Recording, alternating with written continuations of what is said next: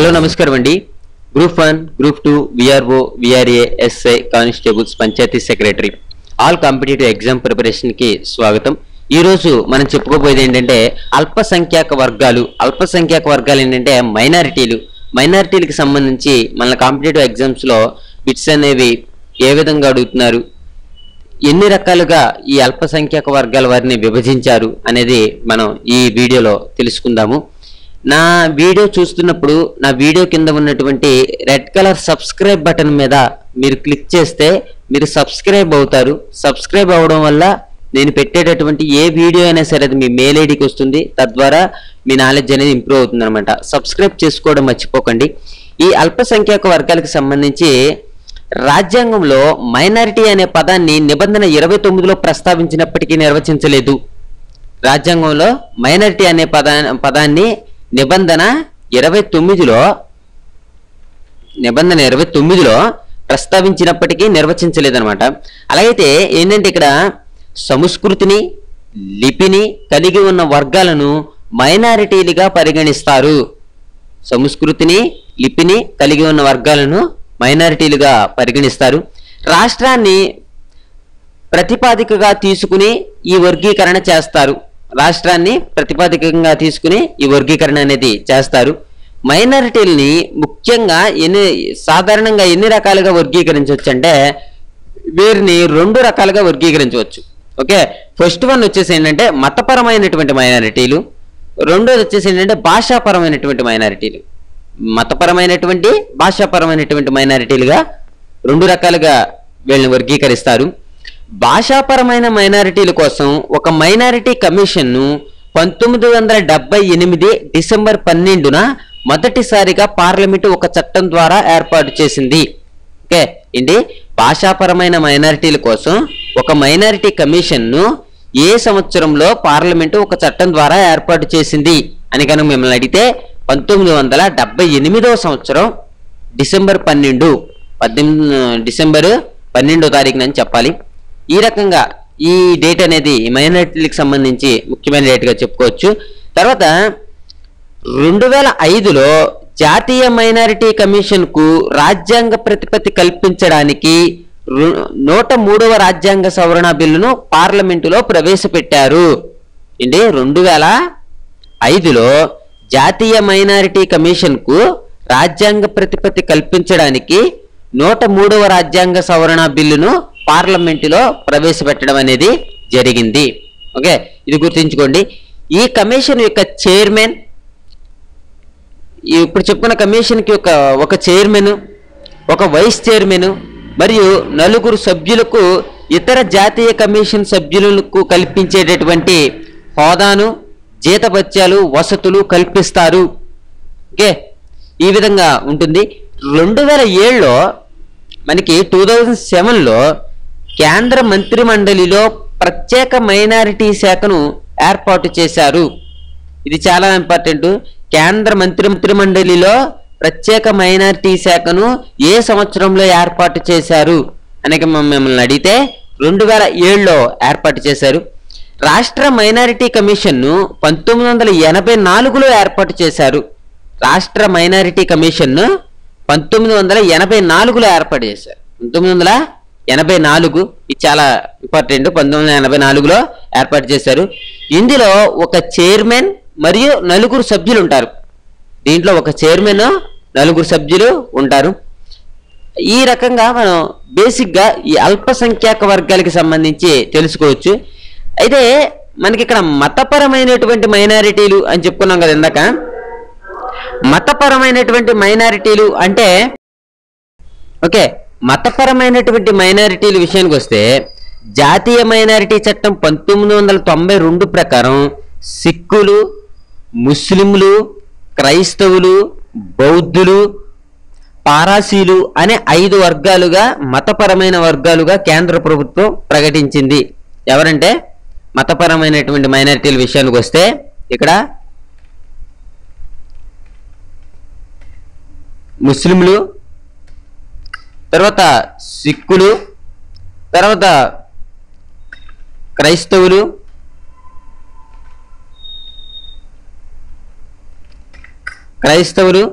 తర్వాత వచ్చేసి బౌద్ధులు, పారాసీలు. ఓకే, ఎంతమంది? మొత్తం 5 వర్గాలను మతపరమైన వర్గాలుగా కేంద్ర ప్రభుత్వం ప్రకటించింది. అలాగైతే దీంట్లో మనకి 2014లో జైనులను కూడా మతపరమైనటువంటి మైనారిటీ హోదాను కల్పించారు. మనం అడగొచ్చు, జైనులను ఏ సంవత్సరంలో మతపరమైన మైనారిటీ హోదాను కల్పించారు అంటే 2014లో కల్పించారు అని మనం ఆన్సర్ చేయాలి. జైనులు 2014. ఓకే, తర్వాత మనకి భాషాపరమైన మైనారిటీలు. ఈ భాషాపరమైనటువంటి మైనారిటీలు ఏంటంటే రాష్ట్రంలో అత్యధిక సంఖ్యాకులు మాట్లాడే భాష కంటే భిన్న భాషను మాతృభాషగా కలిగిన వర్గాలను భాషాపరమైనటువంటి మైనారిటీలుగా పరిగణిస్తారు. ఇది రాష్ట్రాన్ని బట్టి మారుతూ ఉంటుంది. ఓకే, ఈ రకంగా మనం చెప్పుకోవచ్చు. ఏంటంటే ఇదంతా కూడా మనం అల్పసంఖ్యాక వర్గాలకి సంబంధించినటువంటి మ్యాటర్గా మనం మాట్లాడుకోవచ్చు. ఇంకోటి ఏంటంటే జాతీయ మైనారిటీ కమిషన్ చైర్మన్లు అని చెప్పి నేను ఒక వీడియో చేశాను. ఈ మైనారిటీ కమిషన్ చైర్మన్లు ఎవరెవరు ఉంటారు, ఏంటి, ఏ సంవత్సరంలో ఎవరు చేశారనేది నా ఛానల్లో ఒక వీడియో ఉంది. ఆ వీడియో చూస్తే మీకు జాతీయ మైనారిటీ కమిషన్ చైర్మన్లుగా ఎవరెవరు చేశారు ఏంటి అనేది తెలుస్తుంది. మన నెక్స్ట్ వీడియోలో రాజ్యాంగ రక్షణలు, ఓకే, చట్టపరమైనటువంటి రక్షణలు, రాజ్యాంగ రక్షణలు, చట్టపరమైనటువంటి రక్షణల గురించి మాట్లాడుకుందాము. అలాగైతే ఏంటంటే మనం ఈ రాజ్యాంగానికి సంబంధించి రాజ్యాంగ రక్షణలు, చట్టపరమైనటువంటి రక్షణలు కూడా మనం ఇప్పుడు మాట్లాడుకుందాము. రాజ్యాంగ రక్షణలు అంటే ఏంటంటే నిబంధన 29(1). ఓకే, నిబంధన 29(1).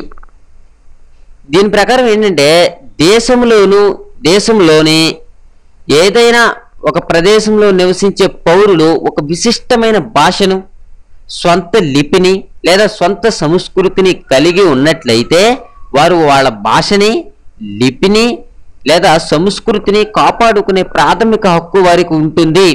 దేని ప్రకారం? 29(1) నిబంధన. ఈ నిబంధన మనం గుర్తుపెట్టుకోవాలి. ఇంకా ఈ జాతీయ మైనారిటీ కమిషన్లతో పాటే మనం ఈ లెసన్ కూడా చెప్పుకుంటున్నాము.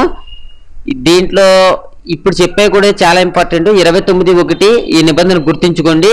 ప్రాథమిక హక్కును కలిగి ఉంటుంది. ఏంటంటే ప్రతి ఒక్కరు కూడా వాళ్ళ యొక్క భాష, లిపి లేదా సంస్కృతిని కాపాడుకునే ప్రాథమికమైనటువంటి హక్కునే కలిగి ఉంటారు 29(1) నిబంధన ద్వారా. తర్వాత 29(2) నిబంధన.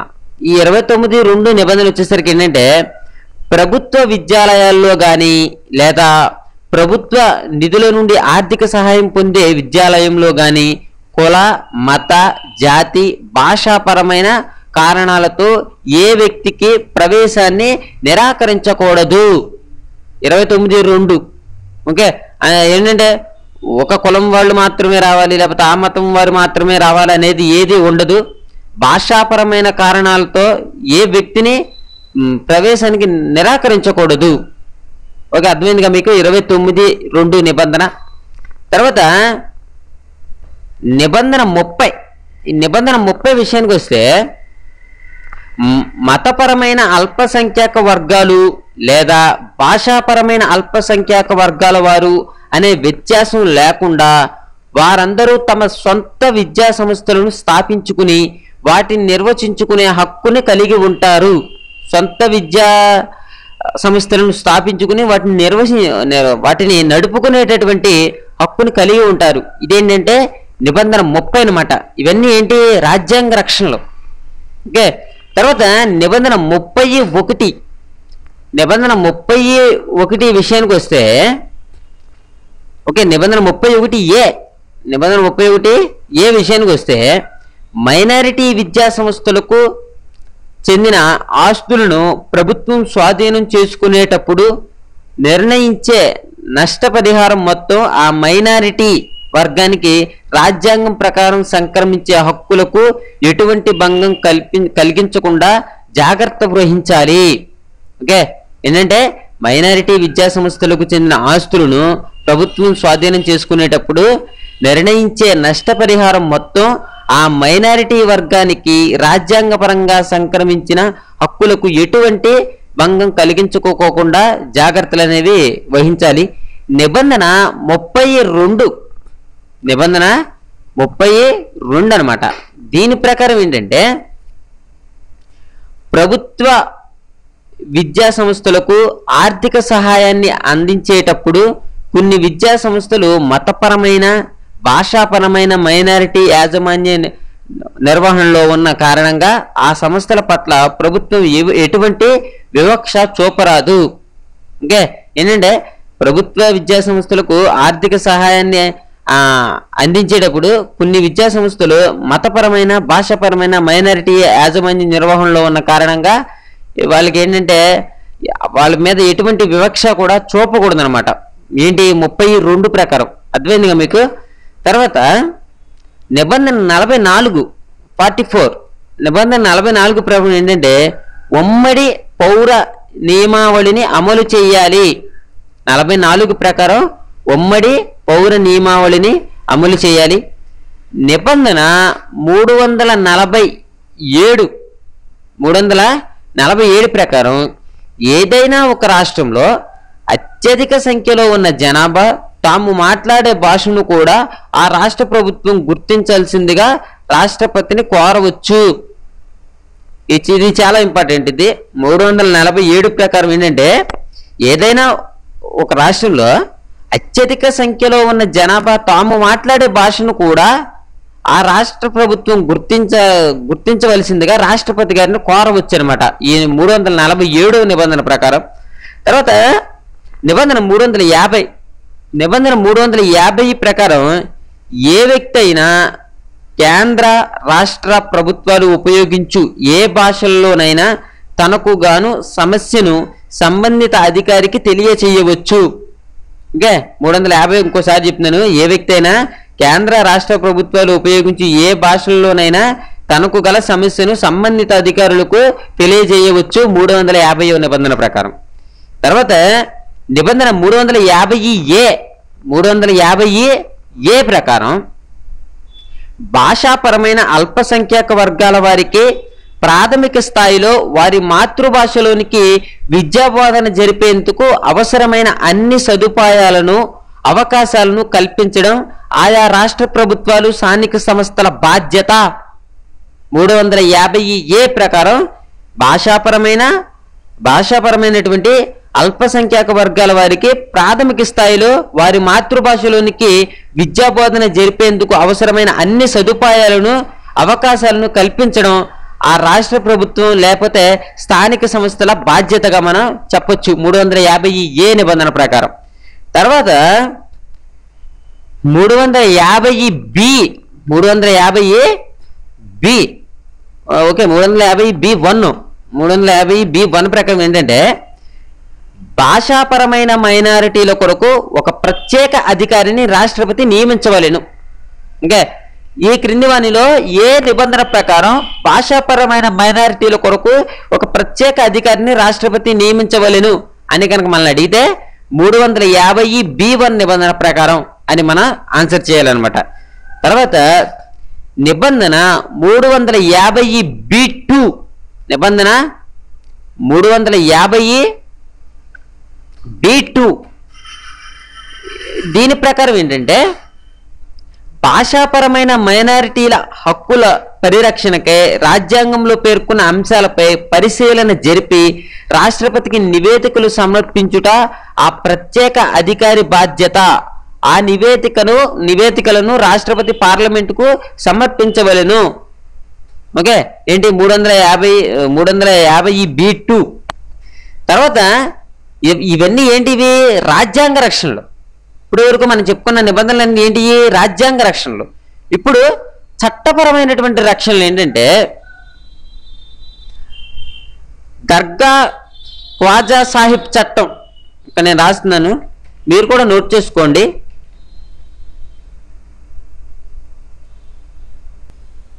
ఓకేనండి, దర్గా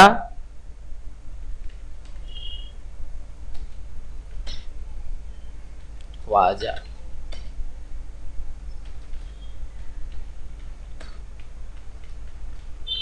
చట్టం.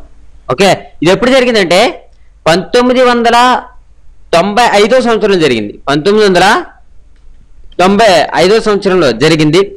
దర్గాలను, క్వాజాలను సక్రమంగా నిర్వర్తించేందుకు చర్యలు తీసుకుంటారు ఈ చట్టం ద్వారా. తర్వాత వక్ఫ్ చట్టం కొంచెం చూడండి.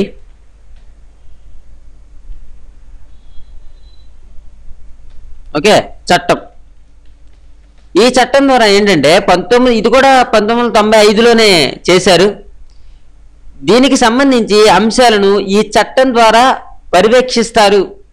ఓకే, దీనికి వక్ఫ్కి సంబంధించిన అంశాలను ఈ చట్టం ద్వారా పర్యవేక్షిస్తారు. ఓకే, ఈ రకంగా ఇవన్నీ కూడా మీరు నోట్ చేసుకోండి. మీరు ఏదైతే ఇంపార్టెంటో నేను అన్నిటినీ కూడా నోట్ చేయడం జరిగింది. మీకు ఈ వీడియో నచ్చితే లైక్ చేయండి, షేర్ చేయండి, సబ్స్క్రైబ్ చేసుకోవడం మట్టుకి మర్చిపోకండి. Thank you for watching. Have a nice day.